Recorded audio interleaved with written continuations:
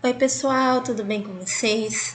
A nossa aula de hoje, que é a nossa última aula do ano, nós estaremos falando sobre modernismo, que foi o último movimento dos movimentos literários e que a gente vai trabalhar também, certo? Então, fiz aqui uma espécie de resumo sobre esse movimento, espero que fique bem explicado para vocês e que vocês gostem. Para começar um pouquinho do contexto histórico do modernismo. O modernismo ele surgiu num momento de insatisfação política no Brasil, devido a várias transformações que estavam ocorrendo nesse cenário na época. Teve o aumento da inflação, fez aumentar a crise e proporcionou várias greves e protestos. Também teve o acontecimento da Primeira Guerra Mundial, que trouxe vários reflexos para a sociedade brasileira, que culminaram exatamente em desigualdade principalmente na região nordeste do Brasil. Assim, uma tentativa de reestruturar o país politicamente, também o campo das artes, estimulado pelas vanguardas europeias, encontra-se a motivação para romper com o tradicionalismo. Então, anteriormente ao modernismo, anteriormente até mesmo ao pré-modernismo, a gente teve o parnasianismo, que foi um movimento literário que trouxe muitas técnicas de fora, né? Não só o parnasianismo, mas muitas escolas literárias, elas não se originaram aqui. Então, com base no que os autores do modernismo, eles queriam criar algo que trouxesse as problemáticas brasileiras, que não fosse algo totalmente importado. E então, inspirado nas vanguardas europeias e todo esse clima independente de trazer coisas originais, eles resolveram fundar o movimento modernista. Algumas características do modernismo. Temos a libertação estética, que é a questão de não seguir nenhuma regra na hora de escrever. Essa quebra a gente consegue perceber principalmente na poesia. A ruptura com o tradicionalismo, a experimentação artística, então todos os artistas, não só os escritores, também pintores, como a Tarsila do Amaral, que marcou muito a questão da Semana da Arte Moderna.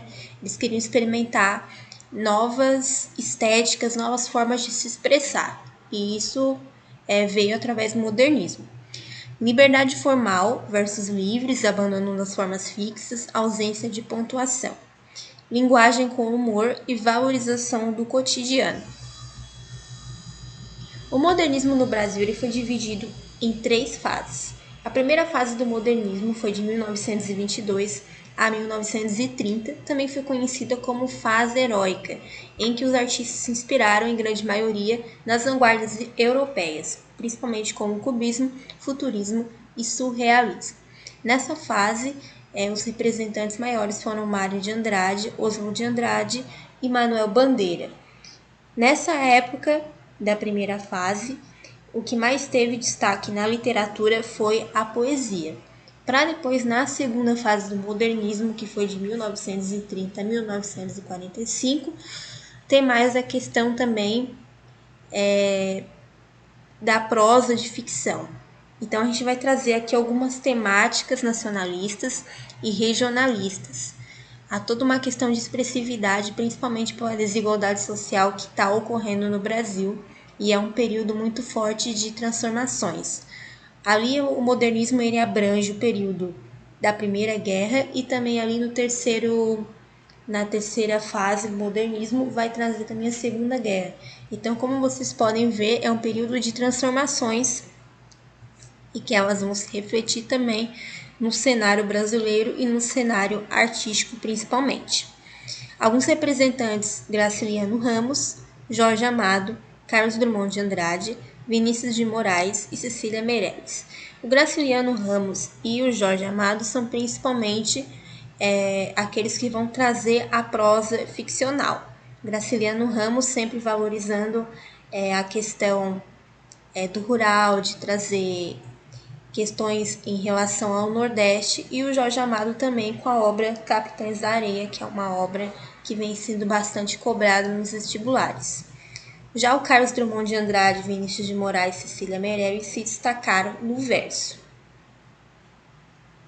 Na terceira fase do modernismo, 1945 a 1980, é uma fase que é considerada como pós-modernista, mas muitos estudiosos não acreditam que esse término aconteceu em 1980.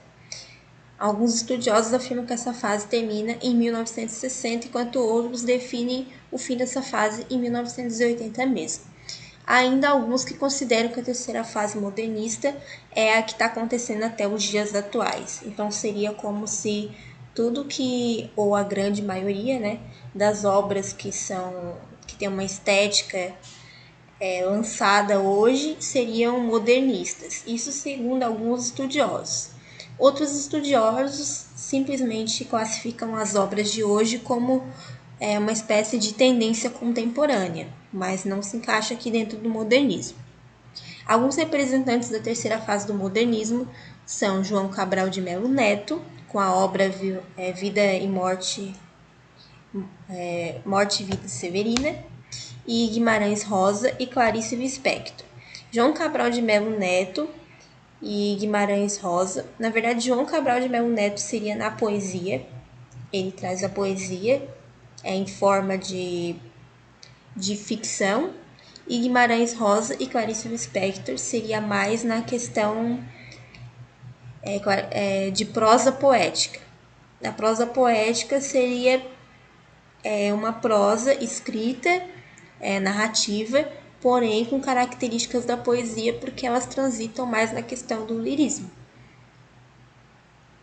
Certo, gente? Então, por hoje é só. Espero que tenha ficado bem esclarecido.